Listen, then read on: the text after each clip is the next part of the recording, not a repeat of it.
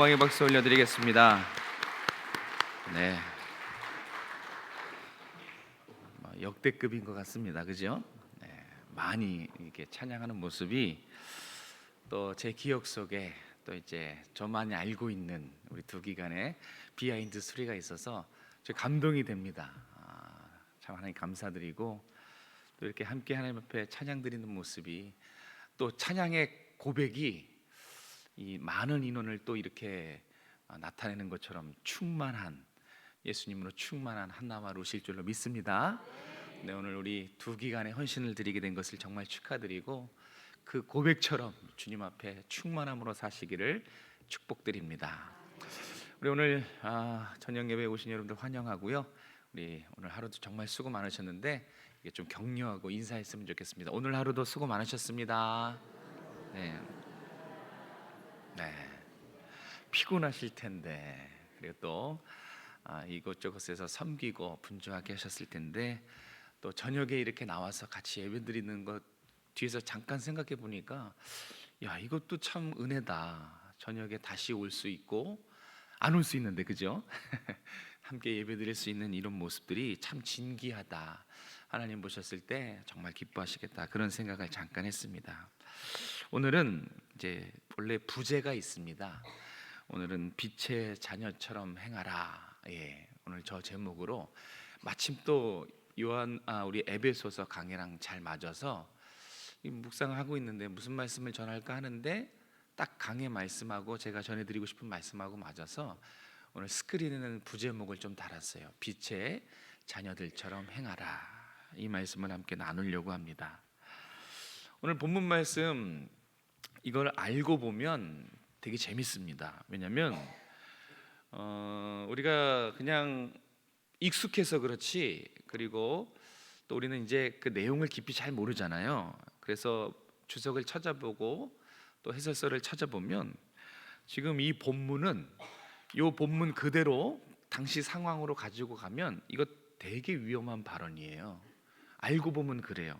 되게 위험한 발언이고 지금 바울이 엄청 부담을 주는 거예요. 누구한테요? 에베소 교회 성도들에게 되게 무리한 요구를 하고 있는 것을 알 수 있어요.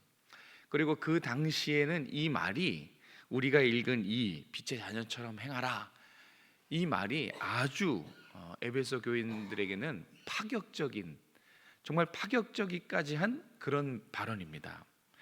지금 바울이 에베소 교회 성도들한테 이거를 지금 전하고 있는데 여러분 에베소 교회 성도들이 유대인입니까? 이방인입니까? 이방인이에요. 에베소 교회 성도들은 이방인인데 바울의 복음을 듣고 교회로 회심하고 교회로 나온 회심한 이방인들입니다. 이방인들이에요. 그래서 지금 이 본문의 1차 대상은 이방인, 에베소 교회의 이방인들입니다. 이 말씀이 유대인들에게는 그냥 순탄하게 당연하게 여겨지고 꺼리낌 없이 받아들여지겠지만 이 대상이 이방인이라고 했을 때는 어색해집니다.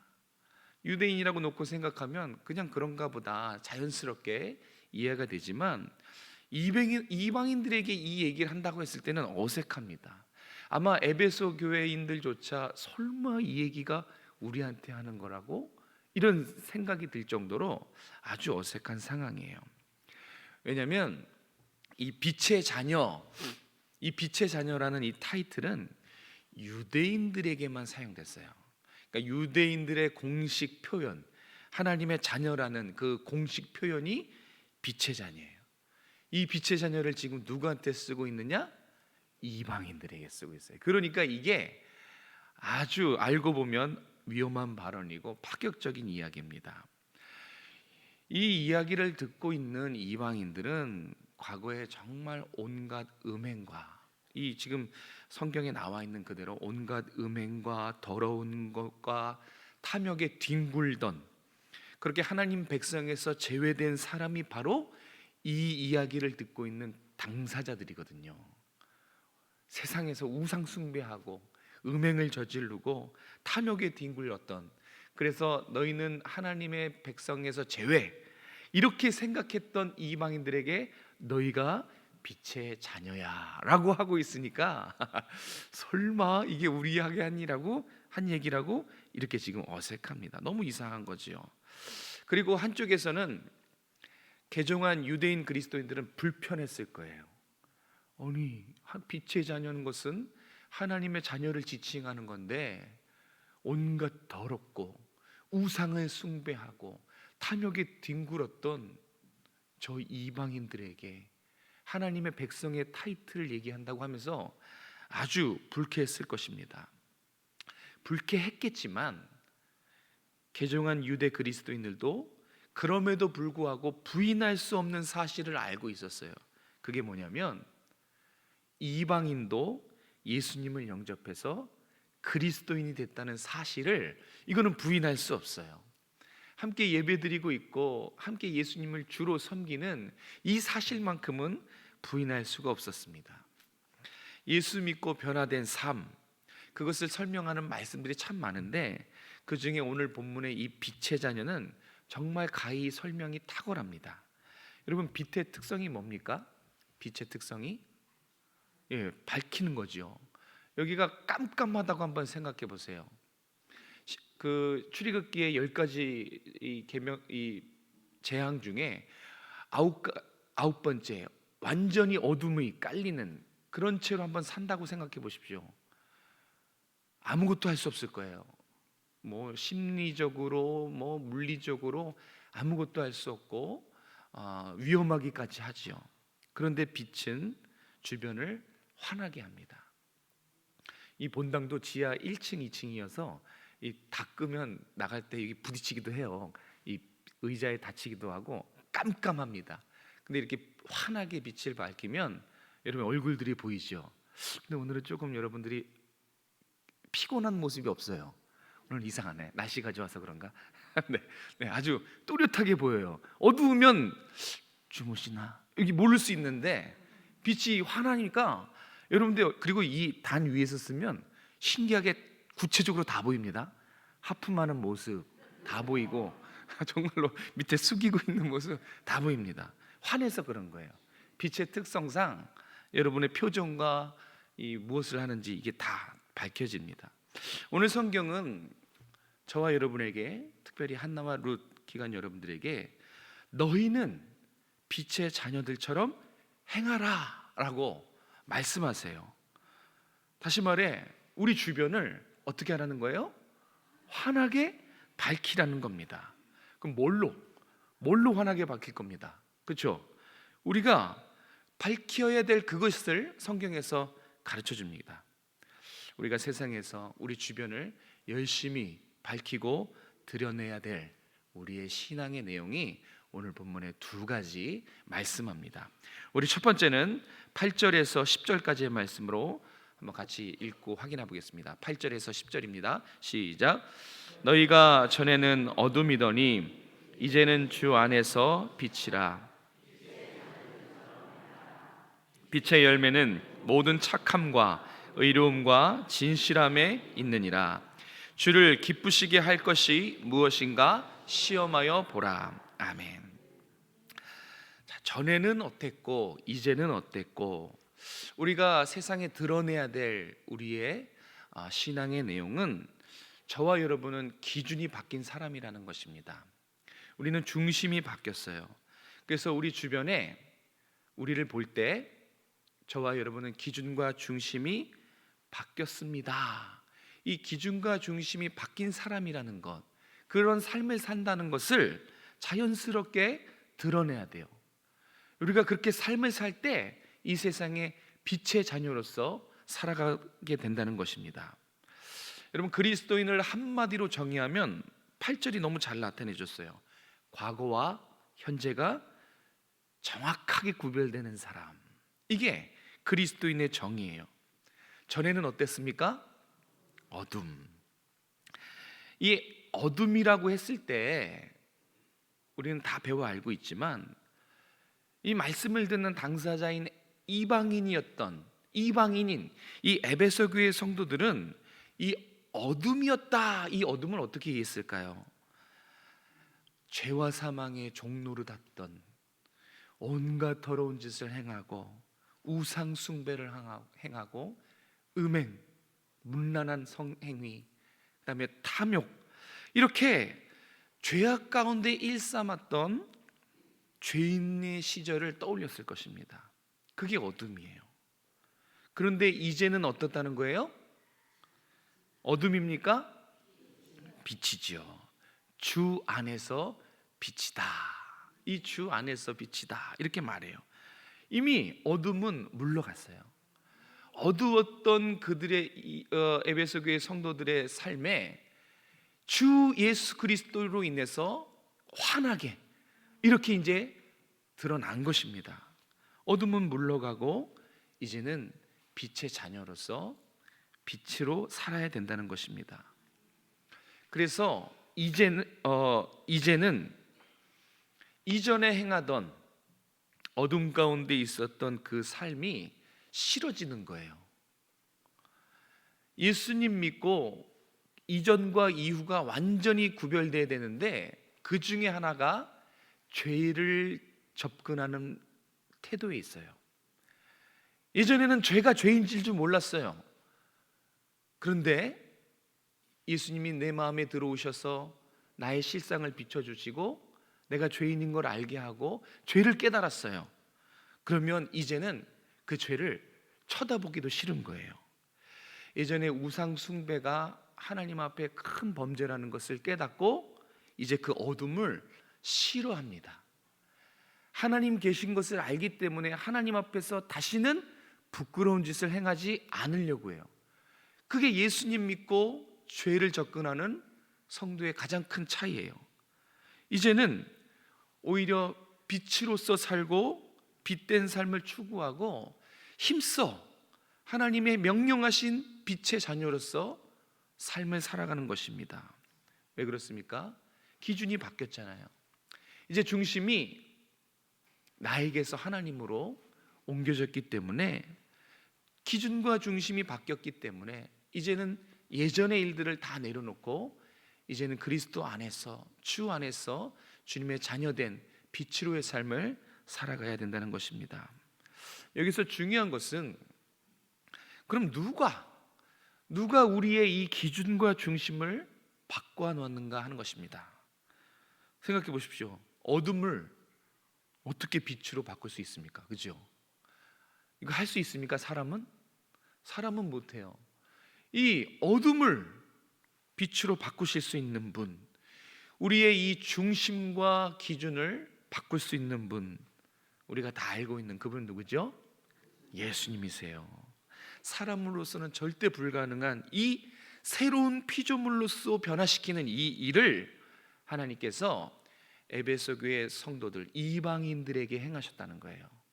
그리고 시간을 거슬러 오늘 저와 여러분에게도 이 새로운 피조물로서의 변화를 하나님께서 저와 여러분의 마음 가운데 행하셨다는 것이에요. 그래서 완전히 우리는 새로운 신분과 새로운 존재로 새로운 삶을 살아가는 거예요. 제가 늘 이제 좀 그런 지저분한 예를 들었는데, 세상이라는 똥통에서 막 뒹굴고 살다가 그게 더럽고 추악하고 냄새나는 것도 모르고 그냥 세상이라는 똥통에서 빠져서 헤엄치고 막 즐겁게 살다가 한 줄기 빛이 쫙 비쳐서 나의 삶과 내 상황을 비춰줍니다. 와, 내가 더러운 똥물에서 살아갔다니 깨닫고 이제 나왔어요. 똥통에서 나왔어요. 예수님이 보혈로 깨끗하게 다 씻겨줬습니다. 완전히 새 것으로 만들어놨어요. 그리고 다시 그 똥통으로 기어 들어갈 수 있을까요? 저기 더럽고 냄새나는 추악한 그걸 깨달았는데 다시 똥통으로 기어 들어갈 수 있을까요? 할 수 없지만 현실은 그렇게 하고 있다는 것이죠. 이전의 모습은 추악해서 돌아보지 않는 겁니다. 그리스도인은 딱 정확히 이전과 이후가 완전히 분명하게 다른 사람이에요. 똑같은 나지만 예수님 없는 이전의 나, 그리고 예수님 만난 이후의 나가 극명하게 달라집니다. 어둠과 빛, 그 빛된 삶을 하나님이 저와 여러분에게 행하셨다는 그 사실이 정말 놀랍지 않습니까? 우리로서 하나님께 뭘 해드린 것이 없는데, 아무것도 한 것이 없는데 일방적으로 하나님 우리를 지명해서 콕 집어서 사랑해 주시고 내가 너를 구원해 주겠다 작정하시고 아들의 피로 우리를 구속해 주시고 믿게 하시고, 이 모든 구속의 역사를 하나님이 하나부터 열 끝까지 다 행하셨어요. 우리가 모를 때, 아무것도 우리가 할 수 없을 때, 그냥 우리는 죄인인지도 깨닫지도 못했을 그때에 하나님은 작정하시고 구속해 주셨어요. 이것이 얼마나 감사한 일입니까? 그래서 이방인, 유대인 이런 인간적인 차별과 구별이 다 주 안에서 허물어지는 거예요. 이런 이방인과 유대인 뿐만 아니에요. 인종, 성별, 민족, 소유, 신분, 그 어떤 사람이 세워놓은, 세상이 세워놓은 기준과 차별과 구별을 주 안에서 다 무너뜨리셨습니다. 그냥 우리는 주 안에서 빛의 자녀인 거예요. 더 높은 사람도 없고 더 낮은 사람도 없고, 다 주님이 일방적으로 사랑해서 택함 받아서 이렇게 이 자리에 있는 그냥 주님이 사랑하시는 빛의 자녀입니다. 그런 빛의 자녀된 삶을 살아가야 되는데, 오늘 바울은 에베소 교회 성도들에게 어떻게 빛의 자녀로서 살아가는 것인지 구체적으로 제시해주고 있어요. 그것을 한번 우리가 눈여겨봤으면 좋겠어요. 빛의 열매를 맺으면서 살라는 것입니다. 여러분, 빛의 열매가 무엇입니까? 9절에 나와 있죠? 뭐죠? 착함과 의로움과 진실함입니다. 그러니까 이 열매들이 우리의 삶에 있어야 된다는 거예요. 이 열매가, 빛의 열매가 우리의 삶에 자연적으로 맺히도록 이 모든 일들을 그리스도께서 날 위해 하셨다는 거예요. 자동적으로 맺힐 수 있는 이 빛의 열매는 착함입니다. 그리고 의로움, 그다음에 진실함. 이것이 여러분의 삶에 드러나십니까? 예수 믿고 이 삶이 빛의 자녀의 삶이래요. 착함과 의로움과 진실함. 그런데 좀 이상한 현상들이 생겼어요. 뭐냐면, 이걸 모르시는 분은 없는데 이렇게 살아야 된다는 건 아는데 이걸 꺼려합니다. 최근 들어 그래요. 최근 들어 이 빛의 열매, 착함, 의로움, 진실함을 자신 있게 드러내는 게 아니고 숨겨요. 이걸 부담스럽게 생각하더라고요. 착하고 의롭고 진실하고 이 빛의 열매, 이 삶을 여러분 살고 계십니까? 이걸 부담스러워하는 성도들 좀 봤어요.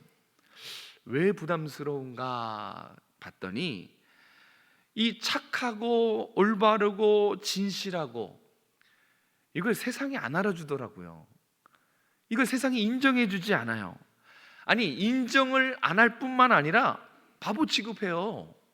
요즘에 착하고 의롭고 바르고 이렇게 진실하면 뭔가 지혜롭지 못한 사람이라고 봅니다. 자기 관리에 게으른 사람, 바보. 착하면 바보라 그러나요? 그렇게 평가해요. 참 이상한 세상이에요.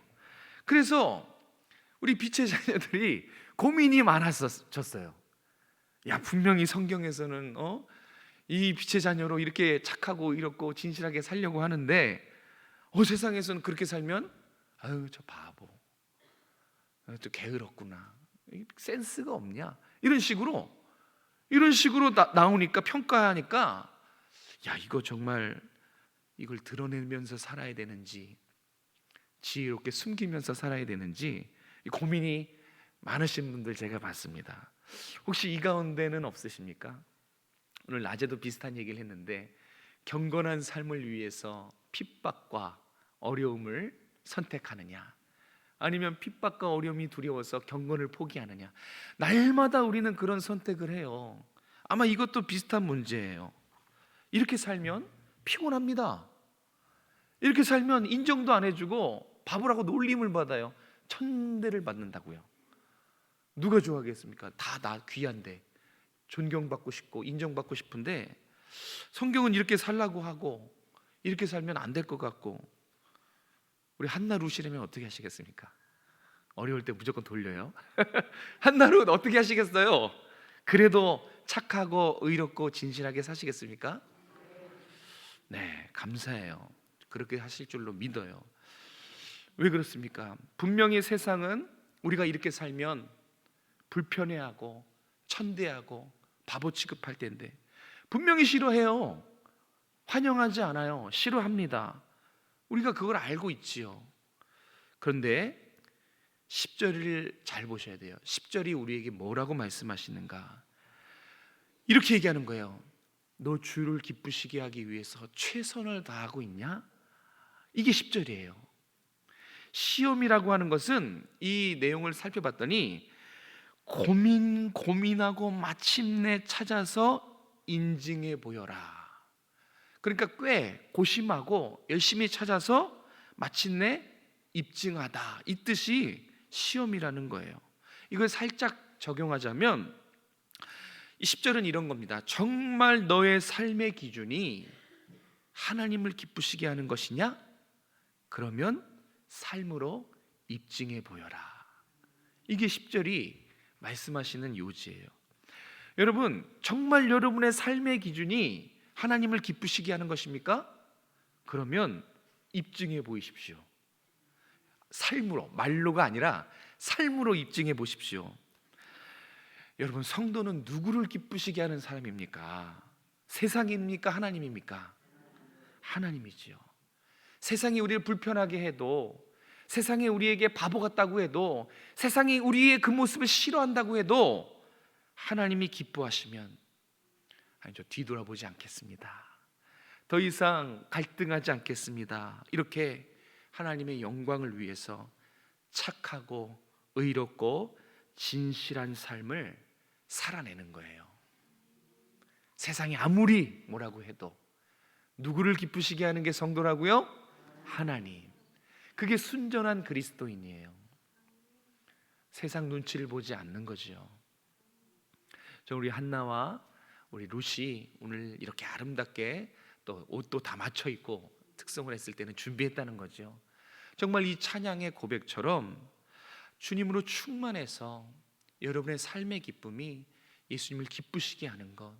그래서 아무리 세상이 야 불편해, 좀 적당히 해, 그렇게 여러분을 참소할지라도 하나님을 기쁘시게 하는 것만 바라보면서 착하고 의롭고 진실한 삶을 하나님 앞에서 살아가시기를 축복합니다.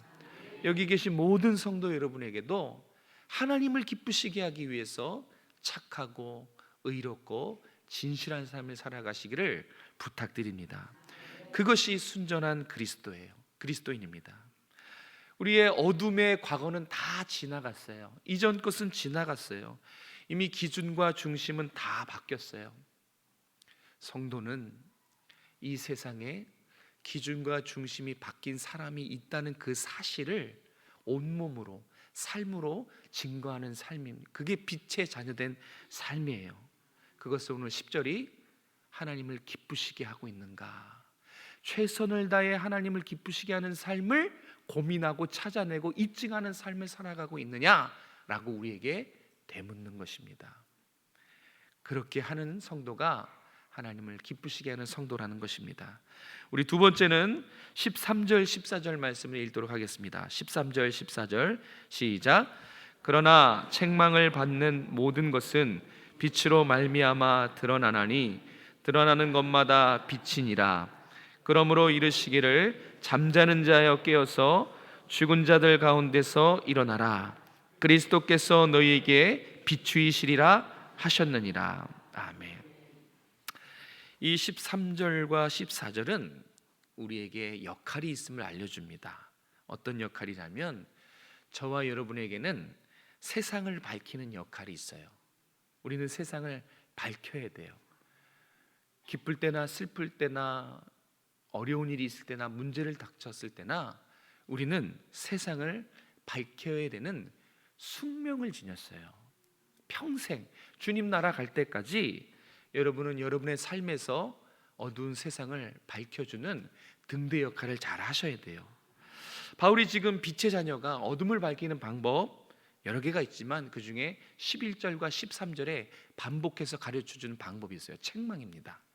책망이라고 이야기하고 있어요. 책망은 뭐예요? 꾸짖는 거예요. 그죠? 꾸짖을 때가 필요해요. 말을 듣지 않거든요. 잘 설명을 할 때도 있어야겠지만 분명히 꾸짖을 때가 필요해요. 그래서 꾸짖어야 됩니다. 그런데 오늘 이 11절과 13절에 쓰인 책망은 더 정확히 말해서는 한 단계 더 내려가요. 폭로입니다. 폭로. 뻥 터뜨리는 거. 폭로해라 라는 것입니다. 은밀히 행하는 악행들 폭로해라. 하나님 보시기에 은밀히 행하는 부끄러운 죄악들 너희가 밝혀서 폭로해라. 우리가 그 역할을 맡은 것입니다. 아마 이 얘기를 듣고 우리도 그랬지만 이 에베소 교인들에게는 이거 정말 불가능한 일이거든요. 이 콧방귀를 꼈을 거예요. 왜냐하면 이 당시 에베소 인구가 25만입니다. 대도시예요. 엄청났습니다. 그 중에 기독교 인구는 정말 소수에 불과했어요.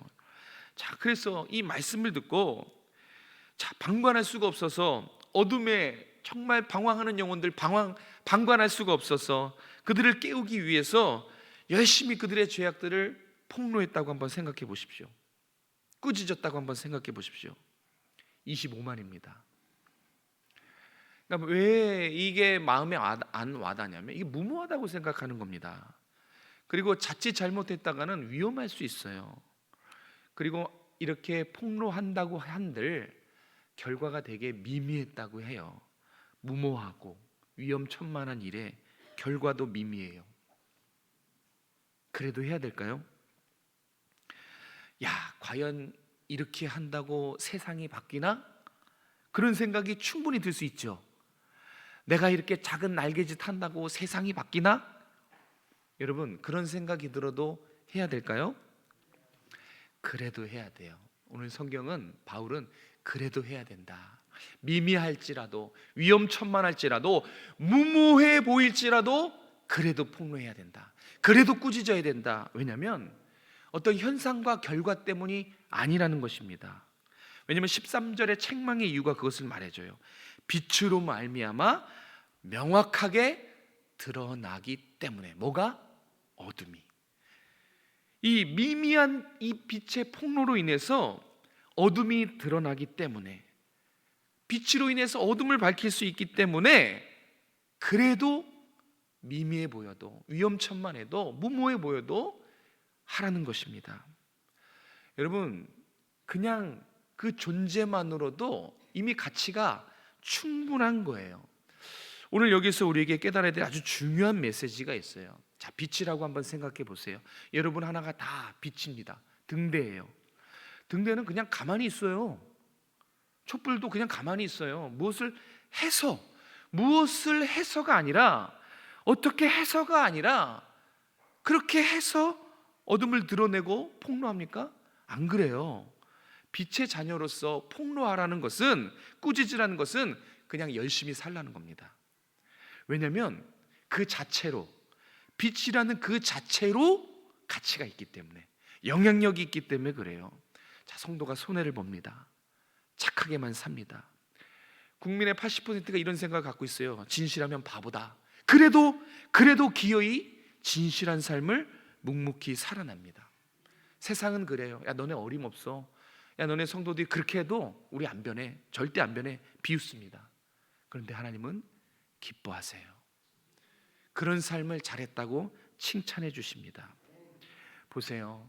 그냥 존재만으로서 열심히 하나님의 자녀로서 살았기 때문에 지금 교회가, 성도가 세상에 어떤 영향력을 행합니까? 그냥 교회는, 그냥 성도는 그 시대에 올바른 표준이 됐어요. 뭘 해서가 아니에요. 그냥 하나님 말씀에 순종해서 열심히 최선을 다해 살았어요. 그런데 그렇게 착하게 살고 의롭게 살고 진실하게 살았는데 세상은 바뀌어지지 않았고, 야, 너네 안 변해. 이렇게 해서 과연 세상이 변할까? 5만 가지 생각이 다 들어도 묵묵히 성도들이 그 시대에 착하게 살고 의롭게 살고 진실하게 살아서 놀라운 결과, 그 시대의 올바른 표준이 됩니다. 세상은 절대로 이걸 할 수 없어요. 세상은 진실함고 올바름의 기준이 될 수 없어요. 교회만, 우리 성도만 그 시대에, 그러니까 여러분은 21세기 2024년 이 시대에 정직과 신실함과 의로움의 표준이라는 거예요. 이것만으로도 가치가 있는 거예요. 무엇을 해서가 아니에요. 그냥 성도가 그 시대에 믿음으로 살았다는 그 이유 하나만으로 착하게 살았고 의롭게 살았고 진실하게 살았다는 그 이유 하나만으로 교회는, 성도는 그 시대의 기준이 됩니다. 그래서 그럼에도 불구하고 미비해 보여도, 계란으로 바위치기일지라도, 무모해 보일지라도 살라는 거예요. 그렇게 착하고 의롭고 진실하게 사는 것을 포기하지 말라는 겁니다. 왜? 우리는 살았음으로 인해서 그 시대의 올바른 가치 기준을 제시하기 때문에 그렇습니다. 이것이 참 하나님 우리에게 주신 놀라운 은혜입니다. 우리가 빛의 자녀로 살아야 되는 이유, 하나님의 말씀에 순종해서 무모해 보일지라도 착하고 의롭고 진실함은 이런 빛의 열매로 살아야 되는 이유는 우리가 세상의 중심에서 기준을 제시하고 어둠을 밝히기 때문에 그래요.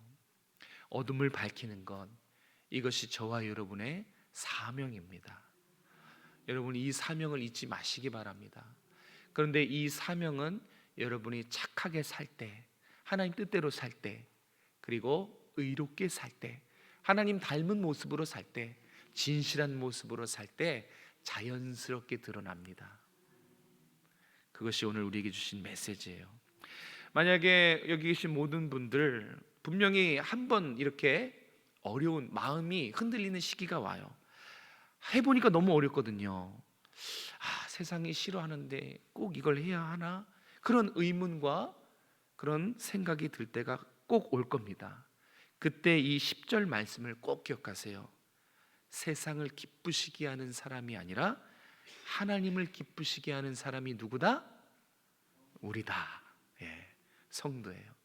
성도는 하나님을 기쁘시게 하는 것이 삶의 기준이에요. 힘든데 하나님을 기쁘시게 하기 위해서, 세상이 우리를 불편해하는데 하나님을 기쁘시게 하기 위해서, 그렇게 이 10절 말씀, 하나님 정말 기쁘시게 하는가, 이걸 가슴에 새기고 삶으로 살아내다 보면 다 지나갑니다. 언젠간 다 지나가고 하나님께서 기뻐하시고 또 하나님 나라에서 만났을 때 칭찬해 주실 것입니다. 말씀을 정리합니다. 우리 한나와 룻 여러분, 그리고 여기 계신 모든 성도 여러분, 우리가 우리 안에 있는 예수 그리고 복음, 이 빛을 밝힌다면, 제가 말씀을 못 드렸지만 14절에 놀라운 일들이 일어난다는 거예요. 잠자는 자들이 깨어날 거라는 거예요. 여러분의 그 착한 행실과 여러분의 진실함과 의로움을 보고 잠자는 자들이 자극을 받고 깨어난다는 것입니다. 이 말은 한마디로 영적으로 죽은 자들이 살아난다는 것입니다. 우리가 우리의 역할을 다 할 때, 빛의 열매를 맺고 빛의 자녀로 살 때, 우리의 삶의 모습을 보고 저들은 뭐지? 왜 어떻게 저렇게 살 수 있지? 그런 궁금증을 가지고 주님 앞에 나올 수 있는 통로가 될 수 있다는 것입니다. 우리는 이 어두운 세상에 하나님께서 빛으로 부르셨어요. 그래서 이 공간의 이 환한 밝기보다 복음의 강렬한 불빛으로 주변의 영혼들을 흔들어 깨우시고 어둠 가운데 방황하는 영혼들에게 빛으로 그리스도께 인도하는 그런 삶을 사셨으면 좋겠어요. 주님 오실 때까지입니다. 주님 오실 때까지 시대와 세상을 밝히는 빛의 자녀로 살아가시길 우리 한나와 룻과 여러분 모두가 되시길 주님의 이름으로 축복합니다. 기도하겠습니다. 하나님, 오늘 한나, 룻 두 여선교 기간에 헌신 예배를 허락해 주신 것을 감사합니다. 오늘 이 말씀의 도전이 되게 도와주시고 이제 어디서든지 빛의 자녀로서의 삶을 성실하게 살아나가는 우리 한나와 룻 두 기간이 될 수 있도록 도와주시옵소서.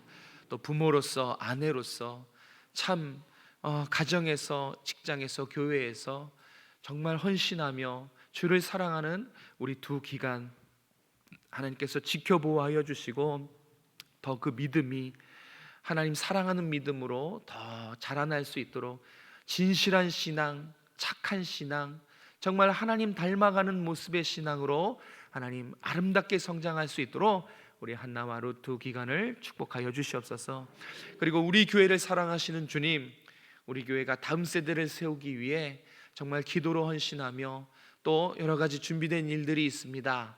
하나님의 뜻대로, 하나님의 계획하신 대로 주의 백성들 기도하게 하시고 또 헌신하게 하셔서 하나님의 뜻을 이루시고 우리 교회에 살아 역사하시는 하나님, 그 하나님의 섭리와 은혜를 날마다 경험하는 우리 모든 성도들과 또 다음 세대들이 될 수 있도록 축복하여 주시옵소서. 이 6월 한 달도 하나님의 은혜로 주의 가정들을 지켜주시옵소서. 하나님의 은혜로 주의 백성들을 살펴주시고 영육간에 강건케 하여 주시옵소서. 이 6월에 서로 배우고 나누고 또 하나님 안에서 배움에 힘쓰므로 신앙이 자라날 수 있도록, 믿음이 자라날 수 있도록 축복하여 주시옵소서. 거룩하신 예수님의 이름으로 감사하며 기도드렸습니다. 아멘.